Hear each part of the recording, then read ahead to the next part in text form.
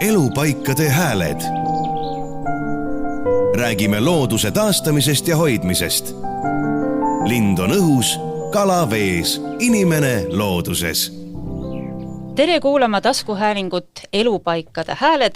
Tegemist on Riigimetsa Majandamise Keskuse podcastiga, mis jõuab eetrisse looduskaitse kuu puhul.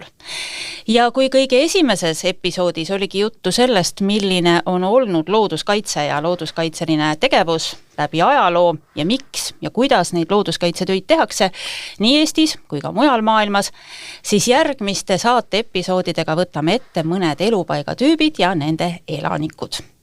Minu nimi on Kristi Kool ja tänane saade viib meid vette. Ja sellest lähtuvalt on minuga koos stuudios Tartu Ülikooli vooluveekogude ökoloog Jürgen Maidla. Tere! Tere! RMK veeökoloogide juht Sander Sandberg. Tervist! Ja RMK Põlula kalakasvatustalituse juht Gunnar Klaas. Tere!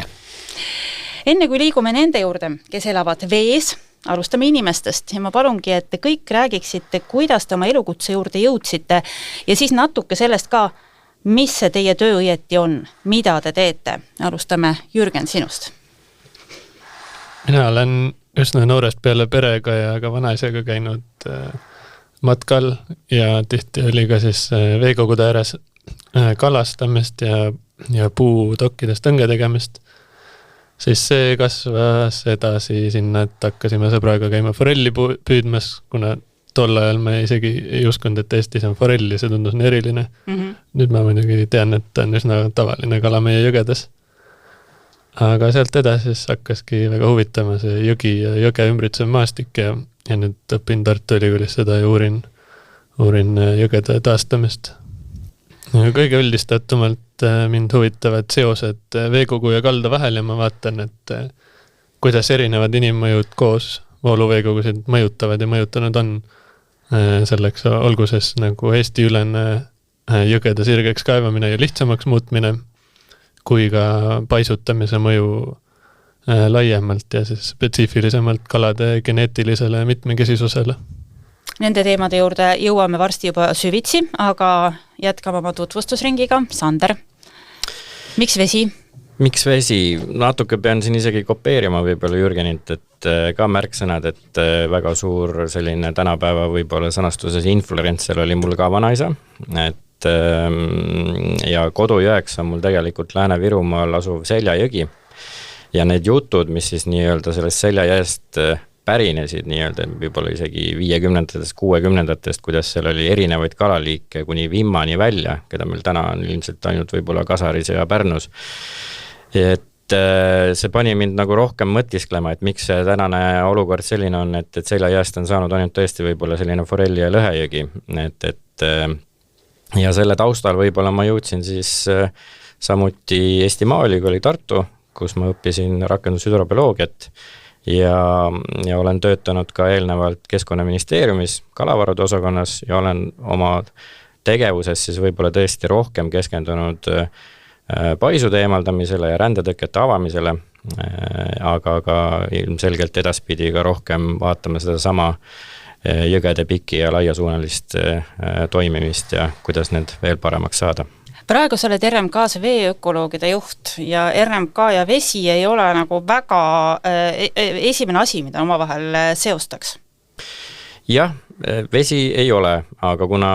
Vesi pole riigimets. Vesi ei ole riigimets, aga jõed ja ojad meil tõesti riigimetsiga läbivad, ja kuna tegelikult kui see vesi aastal 2020 siis RMK-sse toodi, see oli lihtsalt otstarbekas tuua, kuna muud looduskaitsetööd olid juba praktiliselt looduskaitsetööd toodud RMK alla ja veega seotud tööd tegelikult nendest nagu väga palju ei erine.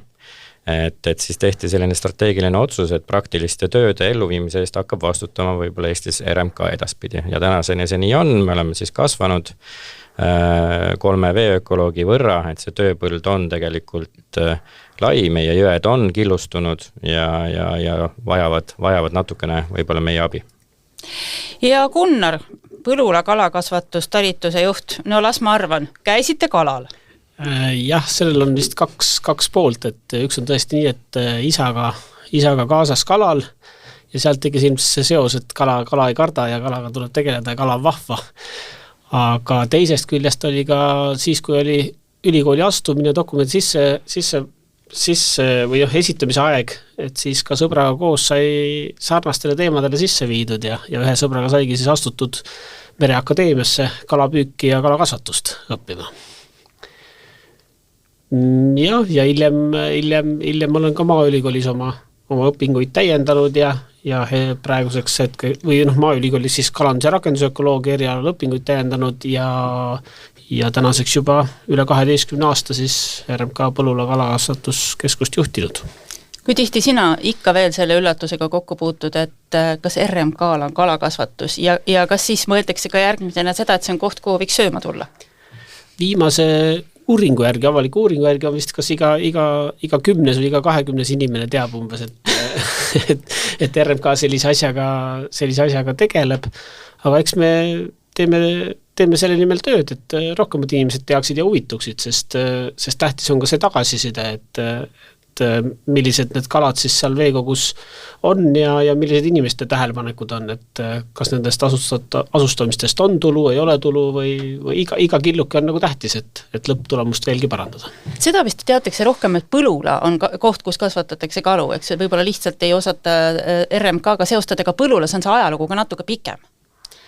Jah, et kalakasvandus Põlulas on juba aastast 1895, seal on esimesed faktid selle kohta teada ja noorkallade kasvatamine, asustamine siis populatsiooni taastamise eesmärgil on alates 1994. aastast, ehk siis enam kui 30 aastat juba. Jah. Jõuame siis veekogude juurde, kui ma küsiks väga üldiselt, milline on teie hinnangul Eesti veekogude seisund, siis kas sellele üldse saab niimoodi sama üldiselt vastata või tuleb kohe minna detaili? No proovime vastata. No proovime. Et ütleks nii, et kui vaadata jõgedele peale, lihtsustatud kujul, siis võiks öelda, et meie jõed on õnneks täna muutunud puhtamaks. Et lähed jõe äärde, vaatad, et seal sellist jääkreustust võib-olla enam nii palju ei ole, võib-olla kui meil oli 20-30 aastat tagasi, on ka mõned suuremad riiklikud projektid selle nimel ellu viidud, peamiselt siis võib-olla Ida-Virumaal. Kui me nüüd vaatame natukene sinna sisse, et mis seal jões olema peab, siis läheb asi natuke keerulisemaks, et kui me räägime liikidest või et milline see jõgi peaks välja nägema ajalooliselt, et siis see võib-olla olukord nagu nii hea enam ei ole. Et see sõltub natuke sellest, mida me seal jões võib-olla siis vaatame või mida otsima lähme. Et kui me räägime paisudest, siis neid on Eesti jõgedel üpris palju, üle 1000 paisu ja see killustatus on suur, nendega peaks endiselt tegelema. Ja ka Jürgeni poolt mainitud juba maaparandus, mis meie jõgede ilmeid on tegelikult väga palju muutnud ja ka seda toimimist ja hüdroloogilist režiimi. Et sealt vaatevinklist võiks öelda, et peaks veel päris palju tegema ja olukord ei ole nii hea.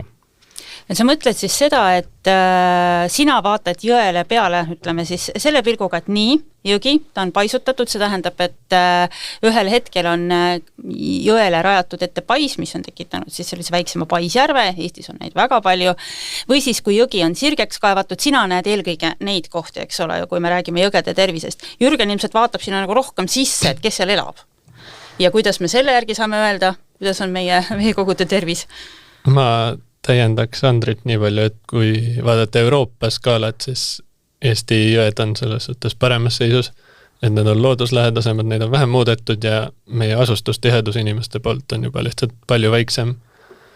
Kui nüüd tulla riigi tasemele, siis meil on hüdrobioloogiline seire, mis vaatab, et kuidas jõgedel ja ojadel läheb ja selle järgi ametlikult 40% umbes ei ole heas seisus. 40%? Ja selles suhtes see kõlab palju ja minu meelest ongi palju, aga ma ütleks, et see on ka alahinnang, et see seire lihtsalt juba puhtalt ressursi puuduse tõttu ei jõuagi vaadata enamikke jõgesid ja ojasid ja eriti väikseid jõgesid ja ojasid, mis on eriti palju muudetud.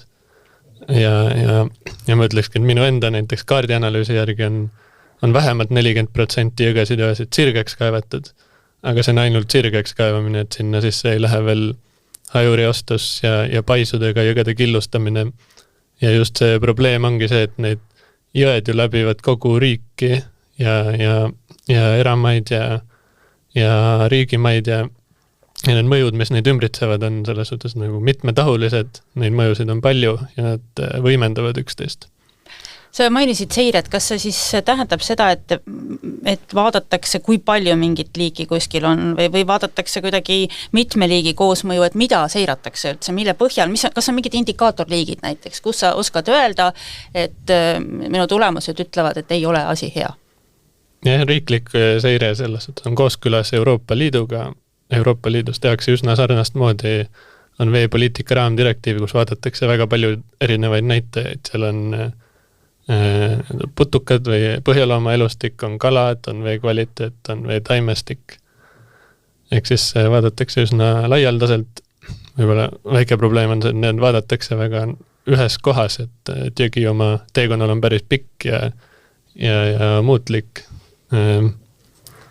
Aga kui mõelda, mis näited on, et keda vaadatakse, siis näiteks veeputukatest on 3 sellist klassikalist rühma, et on ehmestivalised ehk puruvanad, keda ilmselt paljud teavad, on ühepäevikulised ja on kevikulised, et nendes gruppides on liike, kes on hästi tundlikud ja kui nemad seal elada ei saa, siis võib ka arvata, et see käsi ei käi veekogul nii hästi. Gunnar, kas sinu puhul on see, et kuidas tellimus tuleb kalade kasvatamiseks, selle järgi sa saad ka öelda, kas meil läheb paremini või halvemini? Jaa, et mina ei ole iga päev või iga kuu ei ole jalgupidi vees, aga kaugelt ma seda näen ja kui algselt oli teadlased arvamusel, et tuleks kalaliike asustada nii palju kui võimalik, siis tegelikult on juba viimased 5-7 aastat on nad ikkagi ette andnud niisugused optimaalsed kogused, et mida veekogudesse asustada. Ja pluss siis ütleme, lõhe näitel Põhja-Eesti rannikul on juba ka jõgede arvu, kuhu asustada on vähendatud, ehk siis osad hävinud või nõrgad populatsioonid on taastunud. Selle järgi peab öelda, et tegelikult läheb nagu paremini juba. Mulle tundub küll, et me teeme selle nimel suurt tööd ja ta läheb paremini ja peabki paremini minema, aga siin ei ole teist varianti. Milliseid kalaliike põllulas kasvatatakse? Lõhe, eks ole ju? Jah, me kasvatame lõhet, me kasvatame siiga ja kasvatame tuura. Et lõhesid siis asustame Põhja-Eesti jõgedesse veel 3 jõkke ja Pärnu jõkke, lisaks siis Siia Noorkalu Peipsjärve, Soome lahte Väinamerre ja Pärnu jõkke käib Siirdesiig, kes käib jõkke kudemas. Ja siis tuurasid asustame Narva ja Pärnu jõkke ja lisaks siis tegeleme ka väikse niukse jõeelukaga nagu ebapärlikarp, et jõuame ka sinna. No igatahes tundub, et just see tuur ja ebapärlikarp on sellised väga suured väljakutsed, sest nendega on ju lood kõige kehvemad. Tuura meil ju vahepeal ei olnud ja ebapärlikarp on ka ainult ühes kohas, ühes jões. Jah, et tuur on Eesti veekogudest välja surnud ja seda nüüd on viimasel 10 aastal siin asustatud ja loodame asurkonna taastada. Ja ebapärlikarp on tõesti säilinud ainult ühes Eesti jões, aga ajalooliselt ikka olnud rohkemates jõgedes, et need on tõesti need meie töös, ütleme siis looduskaitselisest mõttes kõige kriitilisemad teemad, millega tuleb tegeleda sinna, siis nii palju kui võimalik panustada. No kui sa vaatad jõgesid, kuhu te asustate, sa ütlesid, et lõhe jõgedega on seis parem, samas Jürgen ütleb, et 40% meie veekogudest, vooluveekogudest ei ole ikkagi heas seisundis. Et see tähendab seda, et need looduskaitsetööd peavad käima kooskõlas sellega, mida teete teie põllulas, sest et ma kujutan ette, et ega see kalakasvatus on ilmselt ühest küljest väga kulukas, teisest küljest igatepidi väga ressurssi nõudev, sest ei kasvata ju 1 ja 2 kala. Need on suured kogused, mida igal kevadel ja sügisel viiakse veekogudesse. Jah, et kalade kasvatamine, asustamine on väga ressursimahukas ja seda tuleb teha vägagi läbimõeldud, aga nüüd kui mõeldada laiemalt nagu veekogude, siis eks need kalad on sellised nagu mõnes mõttes nagu looduse, ütleme niisugused lipukesed, mis inimestele hästi seostuvad ja lihtsamad arusaadavamad. Et aga jões on ju palju teisi loomi ja olendid, kellel on teistsugused nõudmised kui kaladel ja sellest tegelikult Jürgen väga hästi ka rääkis, et me peamegi nagu mõtlema mitte ainult sellele, et kala saab ujuda, ka sellele peame mõtlema, aga peame mõtlema ka, et muu elustik hakkab toimima, mis tegelikult ringiga annab ka siis kaladele hea järjele kätte. et kõik see on üks suur süsteem ja kalad on ainult üks osa sellest nagu, seda ma. Ja seda jälgitakse ka, kui palju kalu kuskile läheb, palju neid sinna ka alles jääb, sest et mingisugune osa ilmselt võib-olla ei kohane. Jah, meie töö on nii, et teadlased ütlevad ette, et mis liike populatsiooni kuhu kui palju asustada ja siis nad ka seiravad neid, et hinnata seda populatsioonide siis seisundit ja ka siis millist tulu on sellest asustamisest olnud ja tehakse ka geneetilist seiret, et kõik need nüansid, mida me oskame ja peame jälgima, oleks jälgitud. Me oleme paar korda juba rääkinud paisudest ja natuke sellest ka, et kuidas need paisud jõgede peale on tekkinud, eks nad ikka inimmõjul ole ja paisud on kuidagi selline Eesti või paisjärved Eesti inimesele selline hästi nagu armas keskkond. Mina olen üks neist, kes on ise õppinud paisjärves ujuma ja ilmselt neid inimesi on veel. Miks nüüd see paisjärv siis halb on? No veekogu on ju nagu veekogu, eks ole ju, et selge, ei ole seal kohas jõgi, on järv, no ja mis siis?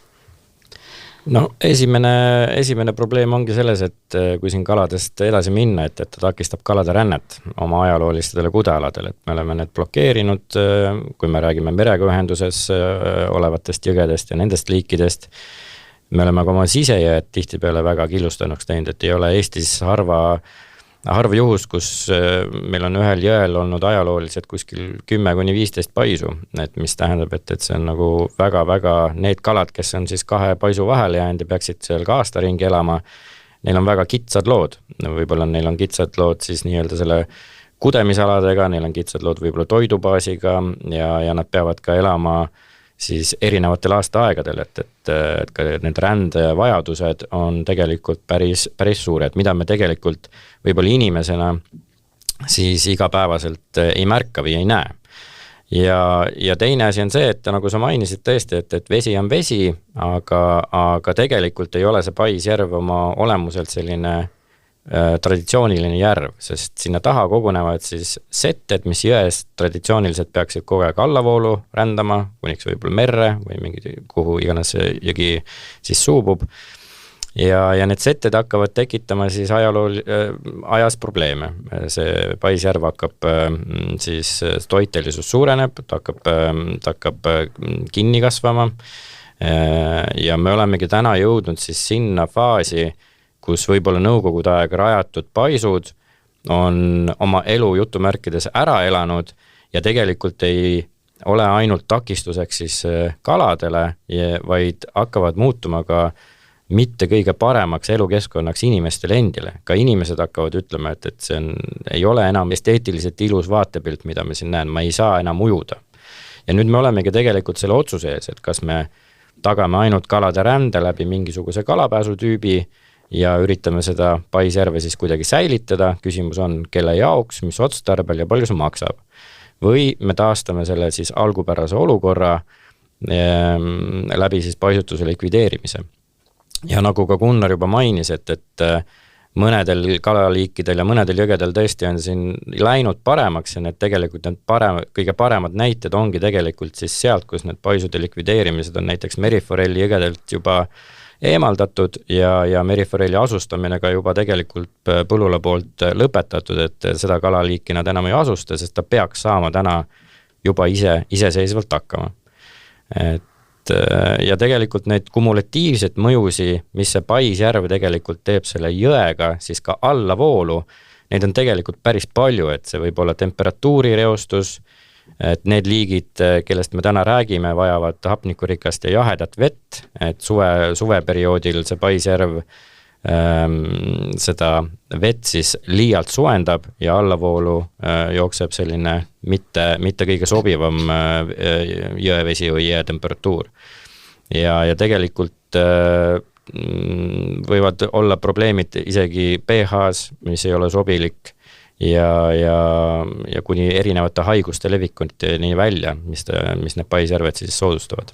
Kui me räägime ajaraamist, siis millal need paisud hakkasid jõgedele tekkima? No tegelikult paisusi on olnud ka juba mõisete aeg ja ka täna me näeme neid mõisakomplekside juures.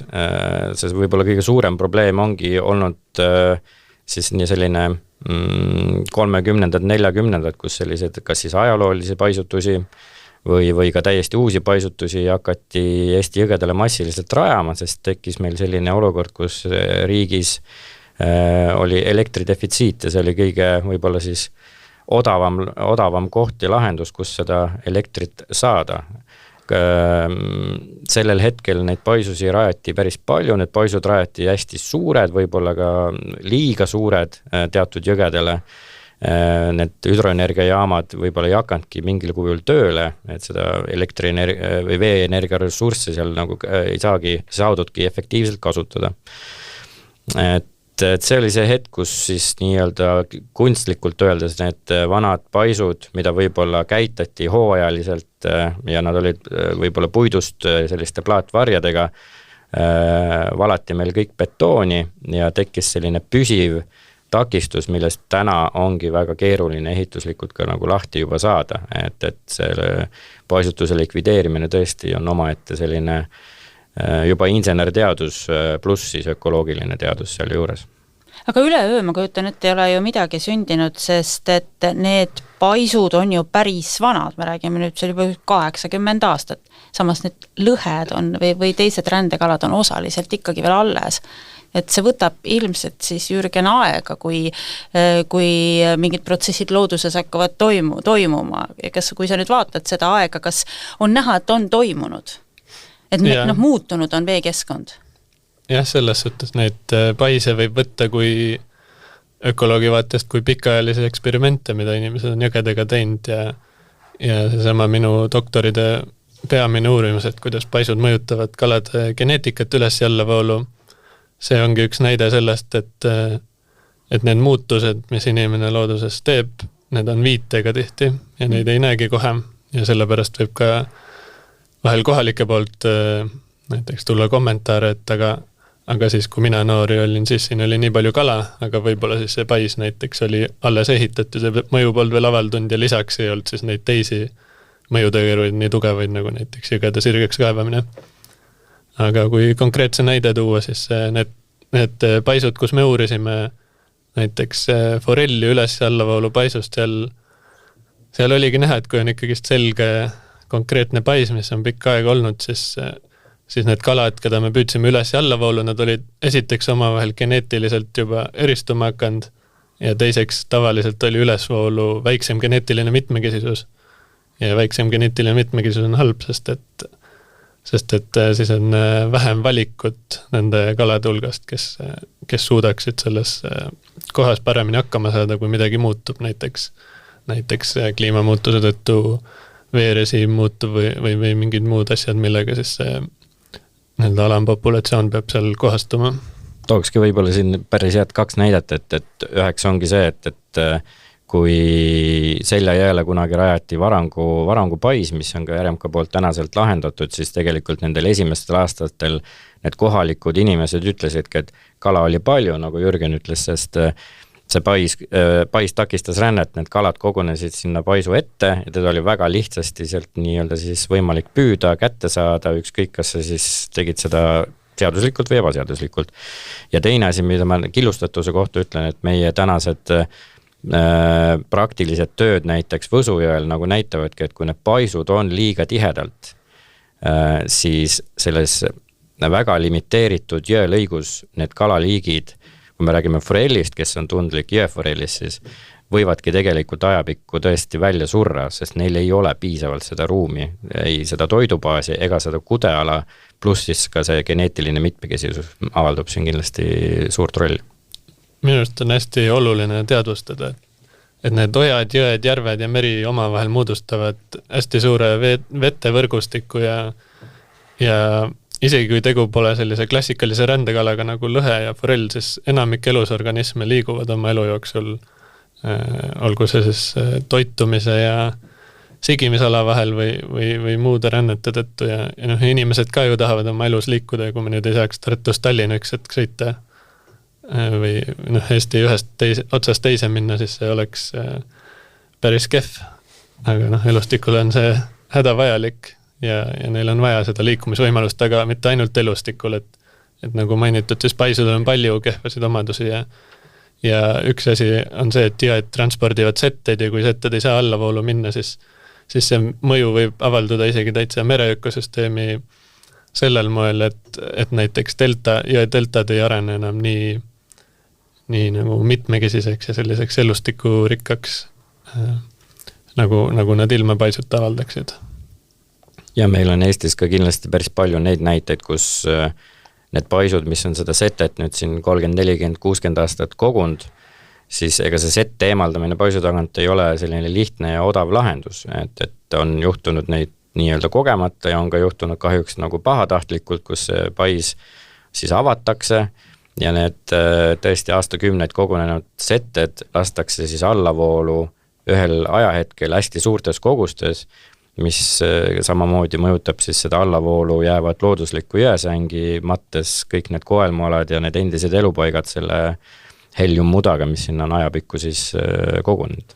Sander mainis seda, et paisjärved vajavad hooldust ja praegu on paljud paisjärved selle vanusega, et nad vajavad hooldust ja minu meelest on ka hästi oluline aspekt, mida meeles pidada, et paisjärv ei ole peaaegu kunagi pikaajaline ökosüsteem, et pikaajaline ökosüsteem ei saa olla paisjärv, mis vajab, ütleme, olenevalt asukohast seal 20, 50 või natuke rohkem aasta tagant hooldust, et seal ei saa kujuneda kunagi sellist asja, mis juhtub järvedes, mis on ikkagist aastasadasid või peale viimast jääaega killustamata olnud. Aga kui jätta hooldamata, mis tast lõpuks saab siis? Milliseks see järv, et see kasvab kokku lõpuks?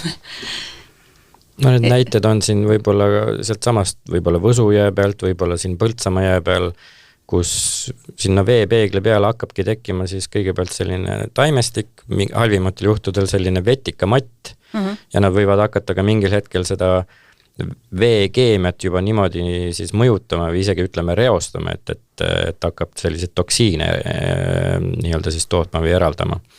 Et kõige esimene vaatepilt on, et visuaalselt ei ole enam võib-olla kõigegi enam, siis kannatavad ka ilmselt liigid, aga hakkab ka vee kvaliteet kannatama, et ka RMK enda poolt tellitud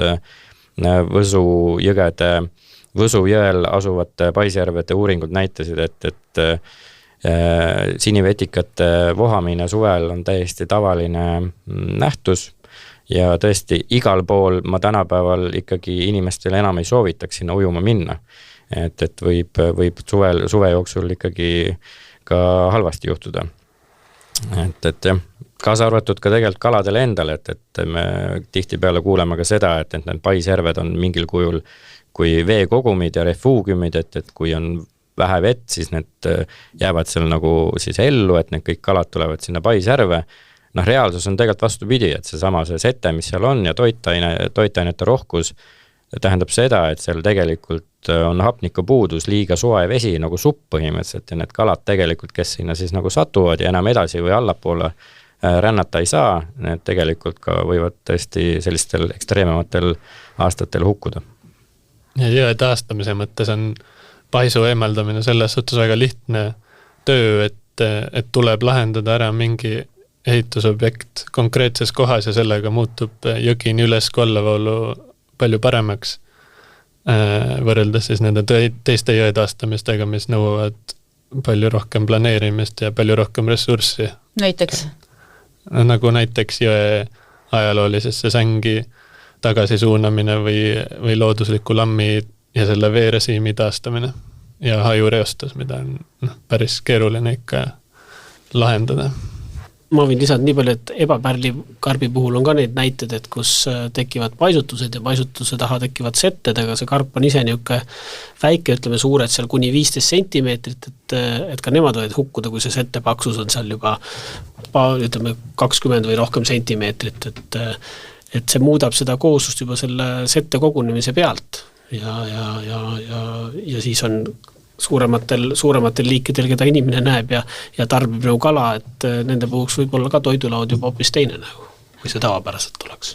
Põllulas on ju nii ka, eks ole ju, et te asustate kala sinna, kus ta nii-öelda nagu pärit on oma ka sellisesse geneetilisse keskkonda siis, et selle jõe piirkonna kalad lähevad alati sinna ja teised teise kohta, et kas see annab tunde ka, kui meil oli siin juttu, et kalade geenifond läheb võib-olla nõrgemaks ja tekivad, ma ei tea, seal, et nad on liiga ühesuguse geenibaasikaks, kalade kvaliteet, keda teie kasvatate, hakkab lõpuks kannatama ka kuidagi moodi?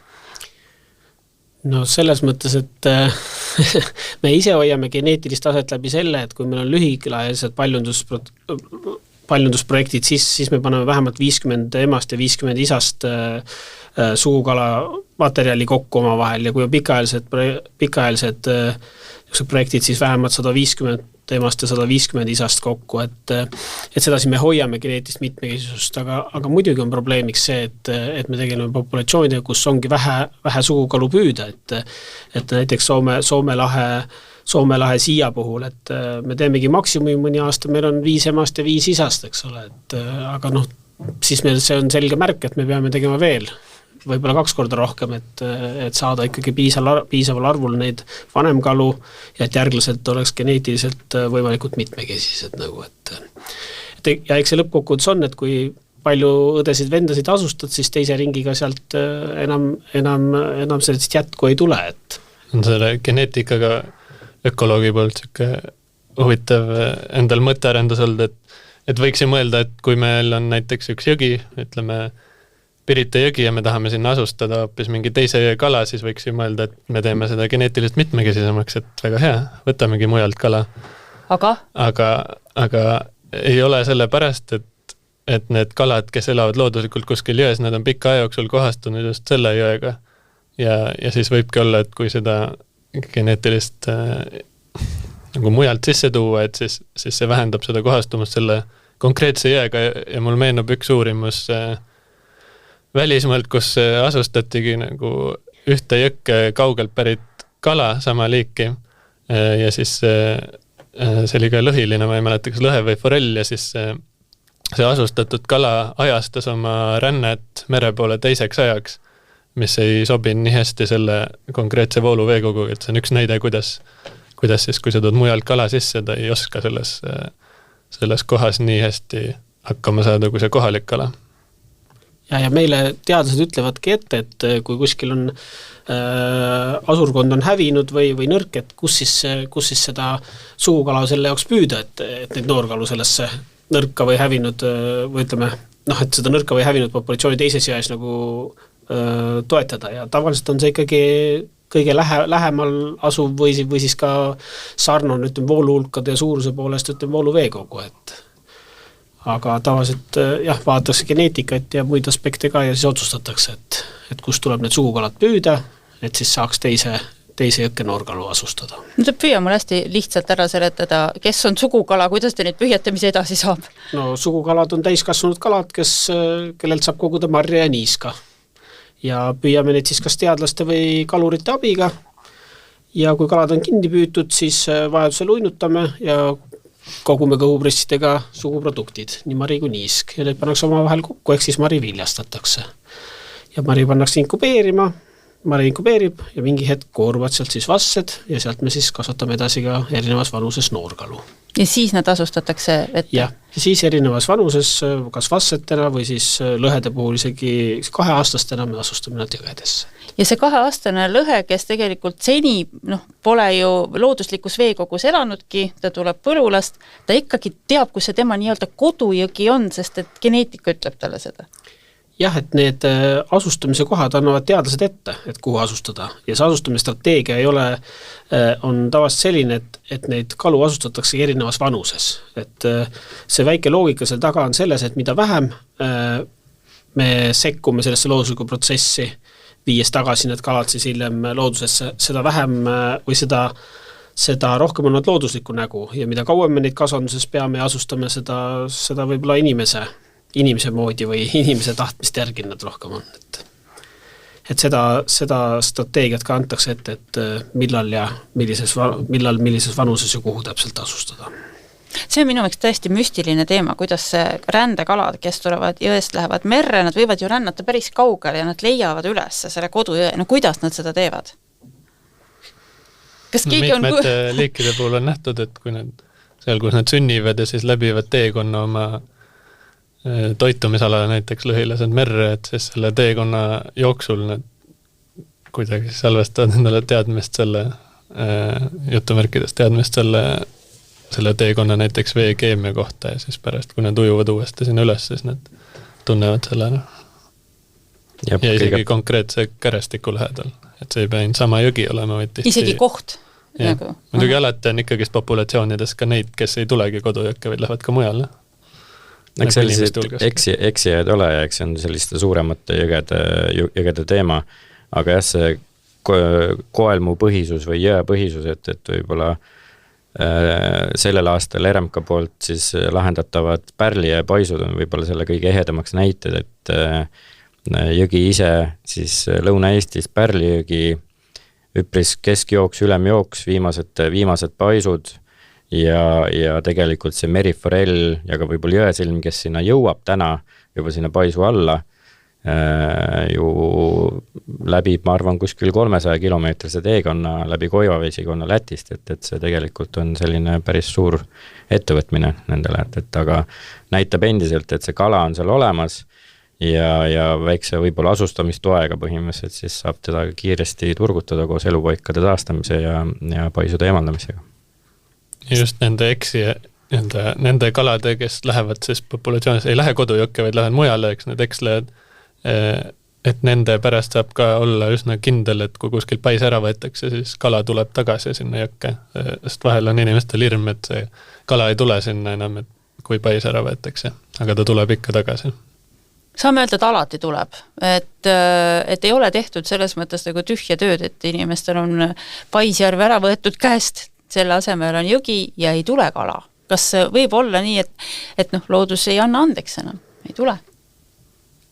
See sõltub natuke sellest eeltööst, et meil veemajanduskavades tegelikult osad jõed ongi määratud juba selliseks kalastikuliselt mitteoluliseks, et kas võib-olla kas mingit teatud kalaliiki võib-olla ei peakski või ei olegi seal eksisteerinud või ta ei ole nagu siis selles mõttes niivõrd oluline, et just, et seda märgatavat muutust kaasa tuua, mis tähendab, et me kõiki paisusi Eestis ei ole võtnud eesmärgiks nüüd lammutada või lõhkuda, vaid seda tehaksegi tegelikult nende andmete põhjal, kus on nagu kõige suurema vajadusega, kõige suurema prioriteetsusega ja kus ka tegelikult tuleb see kõige suurem kasu siis nii loodusele kui ka tegelikult inimesele.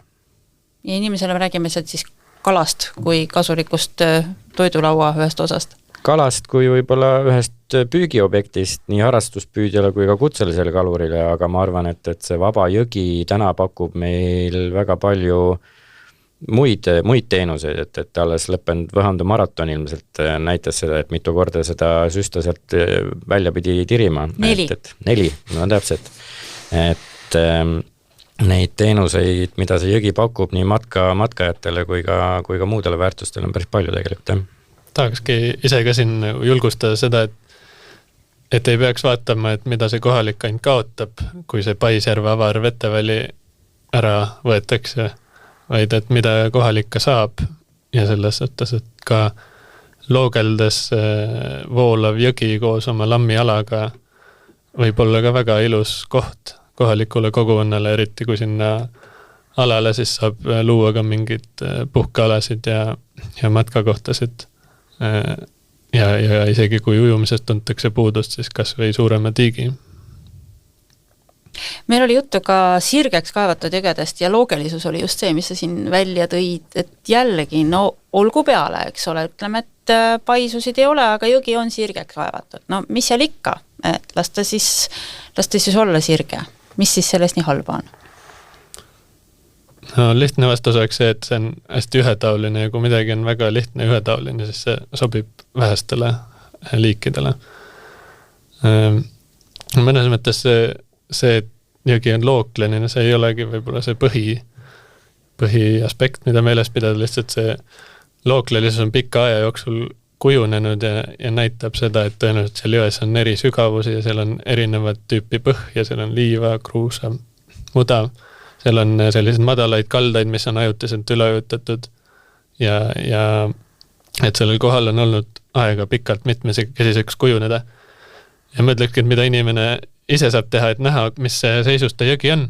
Et kui ta läheb, seisab jõe äärde ja siis vaatab seda jõge ja kallast ja kui see tundub, et see ongi sirge ja seal on hästi kõrged kaldad ja need kaldad lähevad kohe nagu täitsa veepiirini järsku. Ja seal jões ei ole puutüvesid näiteks ja ega kaldamets on hästi noor. Et siis see on märk sellest, et seda jõge on kuidagi lähiminevikus muudetud ja ta lihtsalt ei toeta seda elustikku ja neid looduslikke protsesse, mis seal peaks juhtuma ja need looduslikud protsessid on näiteks inimesele oluline on see, et vesi puhastuks ise. Aga kui see koht on rikutud ja lihtsustatud, siis see vee ise puhastumise võime on väiksem. Mis ajast me võime rääkida, et hakati tegema mingeid töid, looduskaitsetöid selleks, et veekogude seisundit parandada? Ka enne seda, kui RMK-s oli veeökoloogide meeskond, siis tegelikult neid töid juba tehti. Vahel need olid seotud ka mõne, näiteks mul endal tuleb meelde Purtse jõe puhastamine, kus tehti eelkõige, kus esimese asjana eemaldati seda vana pigi, mis sinna oli aastatega ja varasemate aastatega ladustatud, aga et millal hakati, kas teil on teada nagu mõtlema selle peale, et nüüd tuleks hakata midagi tegema nende jõgedega? Võib-olla see kõige lihtsam vastus on siis see, et ütleme nii, et kui me lähtume nüüd nagu seadustest ja võib-olla ka sellistest Euroopa rahadest, siis ütleme, et kus meil see võimekus nagu rahaliselt tekkis, siis 2010 võiks olla see märgiline aasta, kus tegelikult veeseadusesse vist äkki 2009 kirjutati sisse ja 2010 hakkas kehtima, et kalade läbipääs tuleb tagada paisudel siis teatud kõige tähtsamatel jõgedel. Et sealt see nii-öelda paisude lahendamine oma hoo sisse sai ja tõesti seda on siis tehtud nii Keskkonnaagentuuri kui Keskkonnaameti poolt eelnevatel aastatel ja on ka tõesti võetud siis selliseid suuremaid jääkreostuse objekte ette. Aga ma arvangi, et need järgmised aastad nagu näitavadki, et me oleme paisusi natukene lahendanud, me oleme tegelenud ka kalade asustamisega, et nüüd tulebki tegelikult just seda ökoloogi pilku tuua ka jõe äärde, et vaadata seda jõge tervikuna, et kas seal jões elutsevatel liikidel on neid sobilikke koelmualasi elupaikasi, et kas nad on heas seisundis, et kas ka jõgi toetab seda siis edasist positiivset arengut, et kui see kala seal nagu selles mõttes olemas on, kas tal on seda toitu, mis süüa, kas tal on nendel noorjärkudel on seda toitu süüa ja et ta suudaks ka siis merre rännata ja siis ka tagasi edukalt jõuda, et selline just see, et seda pilku ja seda taastamistööde pilku ilmselt on nüüd lähiaastatel ja ka tulevikus hakatud nagu laiendama selles mõttes jõgede peale. Kas meil on kelleltki mõnelt teiselt riigilt õppida või tegelikult Jürgen tõi välja ka selle, et meil on enamjaolt riikidest, vähemalt Euroopa riikidest nagu asjad isegi paremini?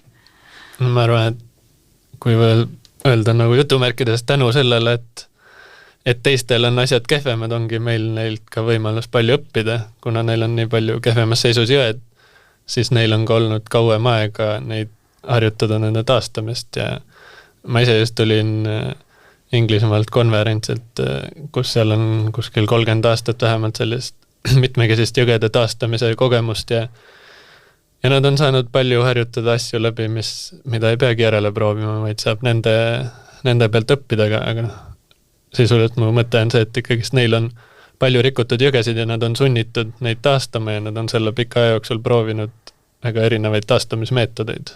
Mis nad teinud on? Nad on esiteks samamoodi nagu meie, nad on eemaldanud paise. Siis vahepeal oli hästi moes see, et sirgeks kaevatud jõed kaevati looklevaks. Aga alguses ei vaadatud nii palju ümbrust, vaid lihtsalt tehti nad looklevamaks.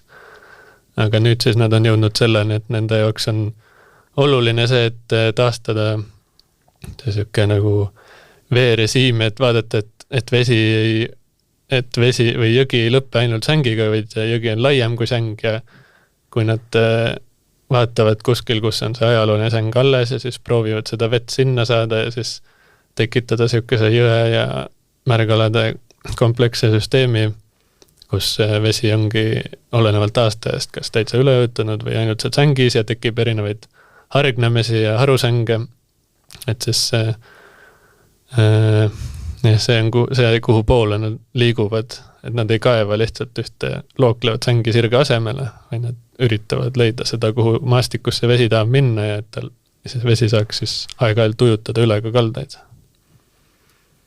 Teie olete ka käinud, Sander, oma veeökoloogide meeskonnaga vaatamas, mida piiri taga tehakse, mida sa välja tooksid, mõne huvitavama objekti näiteks, mida on tehtud kuskil?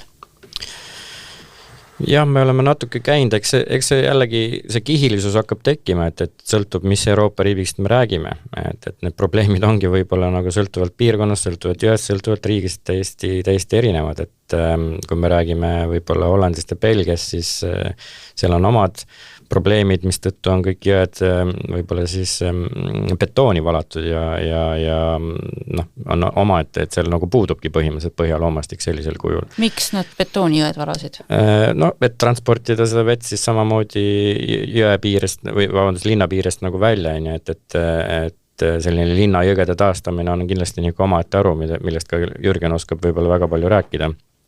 Aga ma ütleks ka nagu nii palju, et kui ma vaatan nagu tervet Euroopat võib-olla nagu tervikuna, siis tegelikult on ühe teadustöö raames välja toodud, et Euroopas kokku võib olla kuskil 1,2 miljonit paisu.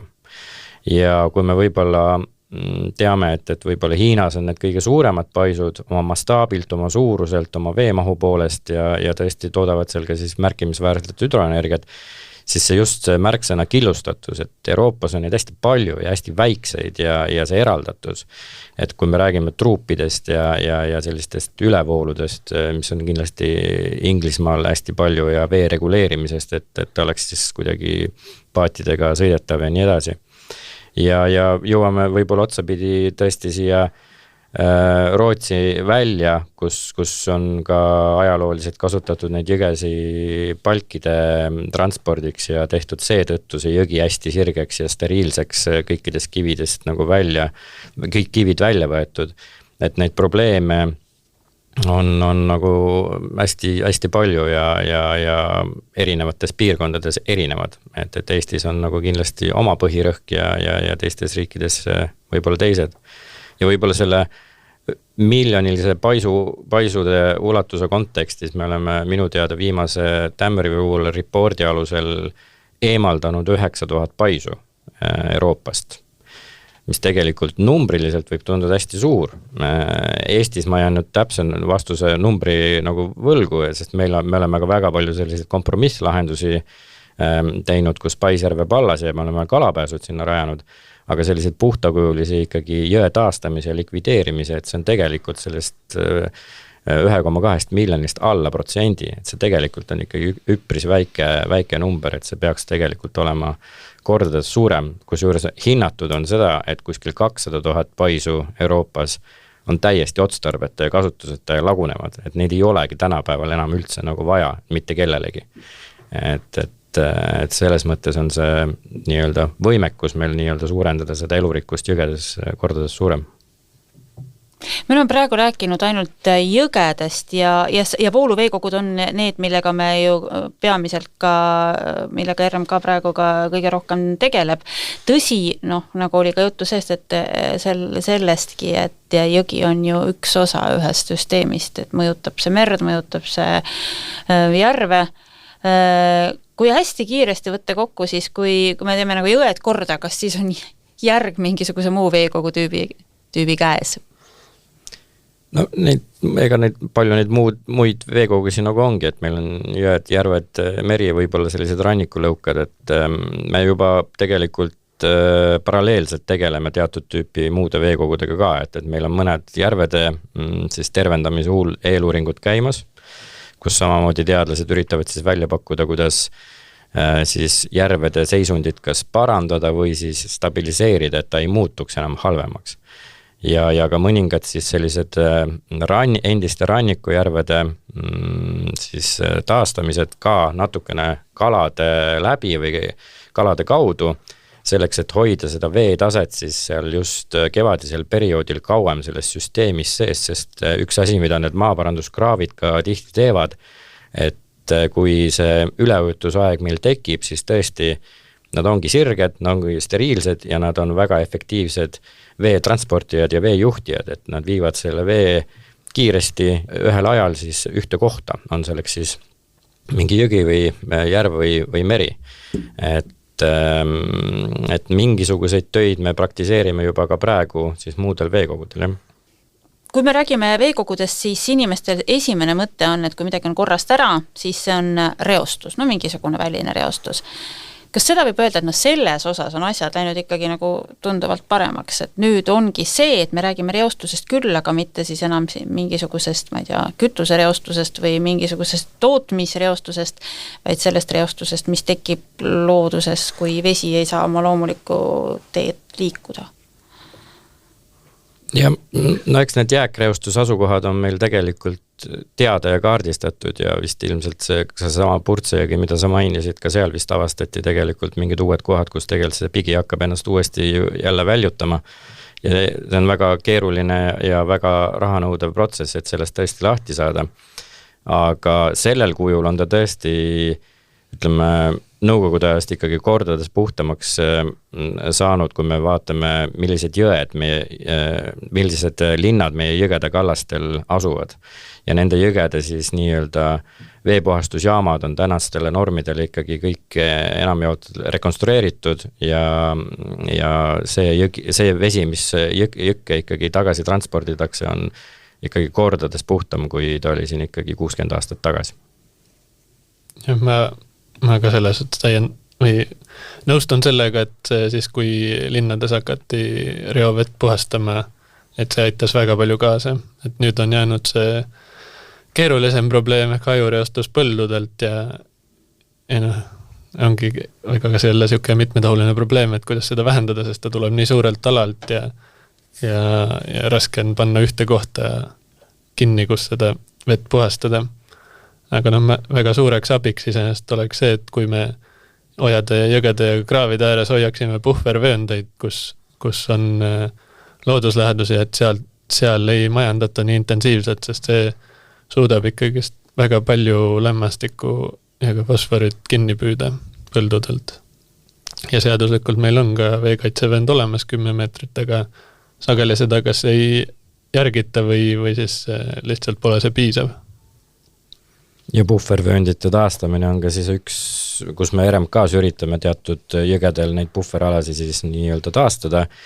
Me peame arvestama, et igasugune looduskaitsetöö on nagu aega nõudev protsess ja see, et see positiivne muutus ka siis nii-öelda looduses kuidagi tunda või näha oleks, see võtab ka veel omakorda aega.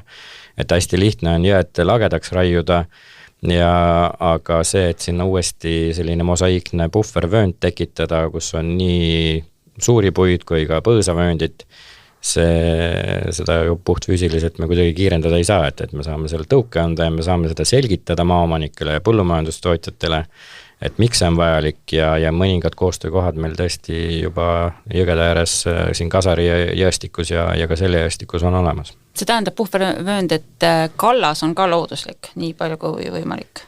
Ja et seal ei käi mingisugust suurt majandustegevust.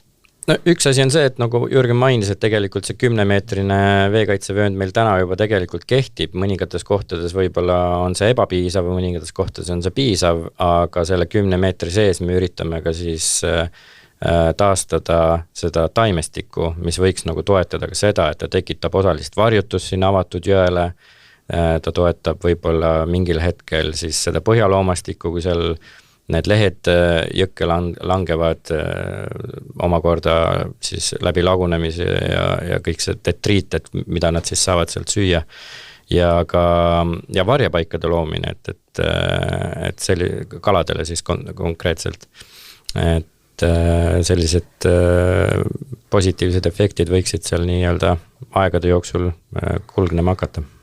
Kui võib täiendada, et minu meelest see on üks väga oluline asi, mida ka tähele panna, et see jõgi on alati palju laiem kui see säng, kus vesi voolab.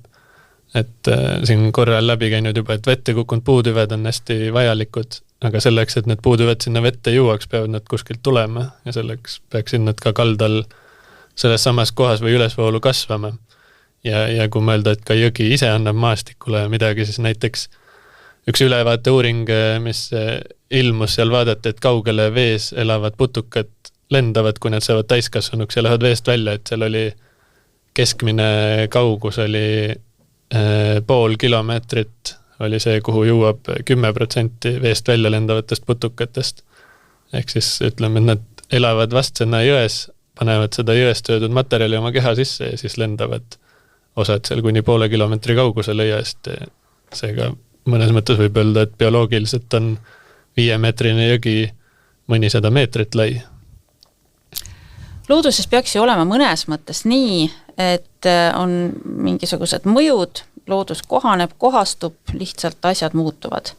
Meie inimestena mõnikord sellega rahul ei ole, püüame parandada, püüame tagasi keerata, püüame muuta, aga kui me nüüd mitte midagi ei teeks, jätaksime nii nagu on, mis siis saaks, kas seda on mudeldatud või mõeldud, et ja te saate kõik rääkida oma sellisest vaatenugast, et kui nüüd jätaks need paisud nii nagu nad on, jätaks need jõed nii nagu nad on, jätaks nii nagu on, ei läheks sinna veel mingit jalajälge ju tegema, mida iga looduskaitsetööga paratamatult ju tekitab, eks ju. Jätame, lihtsalt muutub, aga milliseks muutub? No ma võin alustada seda, et mind ennast väga huvitabki see ise taastumine, ehk siis passiivne taastamine, kus jäetakse rahule ja rohkem ei rikuta ja ma ütleks, et väga paljudes kohtades võikski lihtsalt seda teha. Aga need taastamised, mis me siin räägime, need on juba siuke nagu rätsepatöö, kus ikkagist, kas olgu siis RMK või Keskkonnaamet või keegi teine, kes taastab, ta valib välja need kohad, kus nende väheste ressurssidega, mis meil on ja ajaliselt kui rahaliselt saab teha midagi ära, et taastada. Ja paisud ongi üks koht, kus kui jätta niisama seisma, siis läheb ikka tohutult kaua aega, et midagi muutuks. Aga samas selle objekti, selle taastamine on selles suhtes lihtne, et sa ühes kohas põhimõtteliselt võtad paisu ära. Ja need muud taastamised, kus kas looklavust või lammiga ühendust taastatakse, et seal ka ikkagist need kohad, kus neid tehakse, need on eelnevalt valitud hoolikalt välja. Ja ma toetan Jürgeni mõtet, et ka RMK veeökoloogide välitööd, ma ütleks niimoodi, et kui me selle jõe äärest või selle jõe lõigu äärest tagasi tuleme, siis tegelikult see esmane mõte on see, et kui me siin 60% ulatuses mitte midagi enam ei teeks, siis tegelikult lähiaastatel või lähiaastakümnetel asi muutub päris looduslikuks. Pahatihti kahjuks nagu see ei ole nüüd nagu me saame seda soovitada, aga tihtipeale sinna ikkagi inimene nende aastate jooksul uuesti satub ja natukene seda ajaratast jällegi siis tulevikku nihutab, on see siis läbi maaparandustööde või siis raietööde või mis iganes. Et kindlasti toetan seda, et selline passiivne taastamine ongi omaette haru ja me üritamegi siis välja sorteerida neid kohti, kus me peame tõesti täna siis vajalikuks täna sekkuma ja anda siis natukene kiirem tõuge, et kui me räägime siin võib-olla taastumisest aastakümnetest või aastasadadest, et siis me saame selle tulemuse tegelikult natukese varem kätte, mis tagab meie siis erinevatele liikidele, on see siis näiteks kaladele ikkagi selle, et nad jäävad meil selles ökosüsteemis püsima ja asjad lähevad paremuse suunas aegade jooksul. Et kui me tõesti neid paisusi ei likvideeriks, siis mõningatel juhtudel, nagu ma mainisin, võib see ikkagi mõnele liigile ja ka täielikult hukatuseks saada ja sureb ka see jõepopulatsioon välja. Ei ole midagi, Gunnar kasvatab uued, ja, nagu tuuradega. Kui tal oleks neid kuskilt võtta, siis on omakorda. Ja kui inimestel oleks raha nii palju. Sest ebapärlikarbiga ongi nagu viimane minut juba.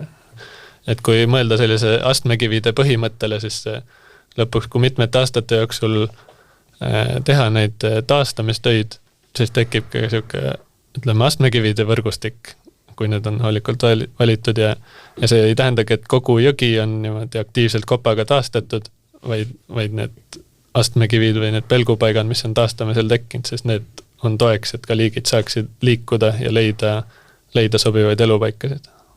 Ja mulle meeldib ka tegelikult see sama viimase minuti mõte või termin, mida Jürgen siin mainis, et mõningatel juhtudel võib-olla teatud liike või teatud jõgesi vaadates me olemegi sellel viimasel minutil, et kus me peamegi nagu sekkuma. Aga ka Jürgeni poolt toodud, et see näide, et Inglismaal on see 30-aastane pagas, et siis mul on nagu tõsiselt kahju, et mulle tundub ka, et me oleksime võinud nende taastamistöödega kuidagi ühiskonnas varem pihta hakata.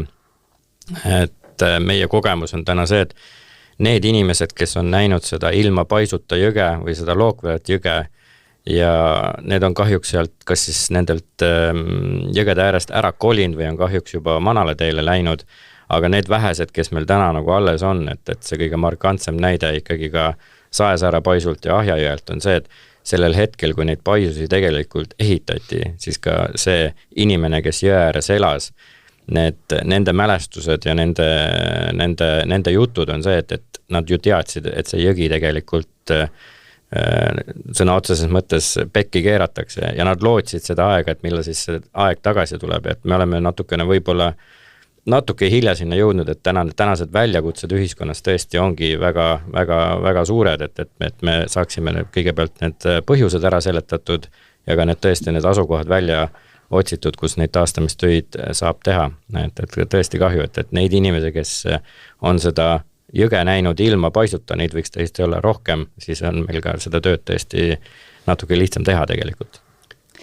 No nagu oli juttu, et iga liigiga ei lähe hästi, et võib-olla kaobki ära ja seesama ebapärlikarp on üks selline ühes ainsas jões, seal Pärlijões, kus ka nüüd tööd käivad, seal teda ilmselt enam ei ole, kunagi vist oli, eks ju?